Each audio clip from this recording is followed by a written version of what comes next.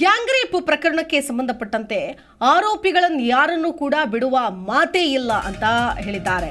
ಹಾವೇರಿ ಜಿಲ್ಲೆಯ ಹಾನಗಲ್ನ gang rape ಪ್ರಕರಣ, ಯಾರು ಆರೋಪಿಗಳಿದ್ದಾರೆ ಎಲ್ಲರೂ ಅರೆಸ್ಟ್ ಆಗಿದ್ದಾರೆ.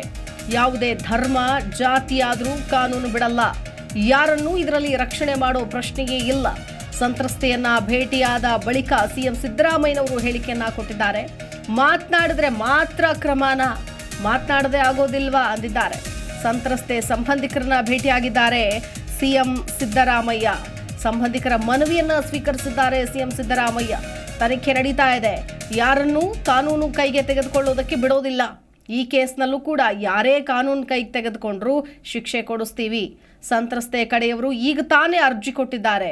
ಈಗ ತನಿಖೆ ಮಾಡಿದವರು ಪೊಲೀಸರೇ, SIT ಅವರು ಪೊಲೀಸರು. ಪ್ರಾಥಮಿಕ ವರದಿ ಬರಲಿ, ಯಾವುದನ್ನು ಮುಚ್ಚಿ ಹಾಕುವಂತಹ ಪ್ರಶ್ನೆಯೇ ಇಲ್ಲ. ನಮ್ಮ ಶಾಸಕ ಶಿವಣ್ಣನವರ ಭೇಟಿಯಾಗಿ ಬಂದಿದ್ದಾರೆ. ಶಾಸಕ ಶಿವಣ್ಣನವರ ಅಂದರೆ ಮಾಜಿ ಮಂತ್ರಿ ಪೊಲೀಸರು ಸಂತ್ರಸ್ತೆ ಶಿರಸಿಗೆ ಶಿಫ್ಟ್ ಮಾಡಿದ ವಿಚಾರಕ್ಕೆ ಸಂಬಂಧಪಟ್ಟಂತೆ ಮಾತಾಡಿ ನಿರ್ಧಾರ ಮಾಡ್ತೀನಿ, ಮುಂದಿನ ಕ್ರಮ ತೆಗೆದುಕೊಳ್ತೀವಿ ಅಂತ ಹೇಳಿದ್ದಾರೆ. ಈಗ ತಾನೇ ಅರ್ಜಿ ಕೊಟ್ಟಿದ್ದಾರೆ, ನಾನು ವಿಲ್ ಕನ್ಸಿಡರ್ ನೋಡ್ತೀನಿ. ನಾನು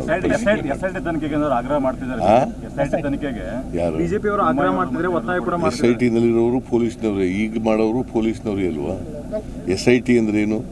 ಸ್ಪೆಷಲ್ ಇನ್ವೆಸ್ಟಿಗೇಟಿಂಗ್ ಟೀಮ್ ಅಂತ ಹೇಳಪ್ಪ. ಇಲ್ಲಿ ನೋಡ, ಅದು ತನಿಖೆ ನಡೀತಾ ಇದೆ. ಪ್ರಾಥಮಿಕ ವರದಿ ಬರಲಿ, ಬಂದ ಮೇಲೆ ತೀರ್ಮಾನ ಮಾಡ್ತಾರೆ. ಬೊಮ್ಮಾಯಿ ಅವರು ಹೇಳಿದ್ರು ಅಂತ ಮಾಡಲ್ಲ.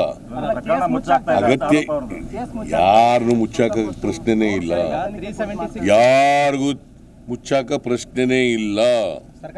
ಯಾರು ತಪ್ಪು ಮಾಡಿದ್ದಾರೆ ಅವರಿಗೆ ಕಠಿಣವಾದಂತ ಕ್ರಮಗಳನ್ನು ತಗೊಳ್ತೀವಿ. ಒಬ್ರು ಮಾತಾಡ್ರಿ. ಈಗ ಕೊಟ್ಟಿದ್ದಾರೆ ಅರ್ಜಿನ, ಅತ್ಯಾಚಾರ ಹಾಗೂ ಅನ್ಯಾಯಕ್ಕೆ ಒಳಗಾದ ನಮ್ಮ ಸಹೋದರಿಗೆ ನ್ಯಾಯ ಹಾಗೂ ಪರಿಹಾರಕ್ಕಾಗಿ ಅಂತ ಕೊಟ್ಟಿದ್ದಾರೆ. ಸರ್ಕಾರ ಇದನ್ನ ಪ್ರತಿಕ್ಷಣದ ಸುದ್ದಿಗಾಗಿ Zee Kannada news app download ಮಾಡಿ. Live TV, latest updates, entertainment, lifestyle, technology ಸುದ್ದಿ ನಿಮ್ಮ ಅಂಗೈಯಲ್ಲಿ.